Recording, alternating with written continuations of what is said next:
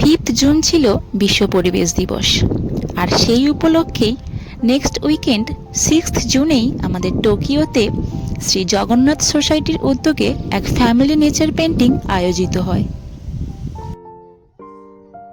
আর ঐশীও তার স্কুলের হয়ে পার্টিসিপেট করায় আমরা 3 জন সকাল সকাল সেখানে পৌঁছে যাই। তারপর ঐশী আর তার বাবা ক্যানভাস নিয়ে বসে যায়। ঐশীর মা ছিল কেবলমাত্র ঐশীর হেল্পার। শ্রী জগন্নাথ সোসাইটি আর স্কুলগুলোর উদ্যোগে রং তুলির এক সুন্দর সময় সেখানে আমরা অতিবাহিত করি। টোকিওতে সবুজ প্রকৃতির মাঝে বন্ধু বান্ধব ও পরিবারের সাথে কাটানো এই আঁকিবুকির গল্পের মুহূর্তগুলি এক সুন্দর স্মৃতি হয়ে থাক।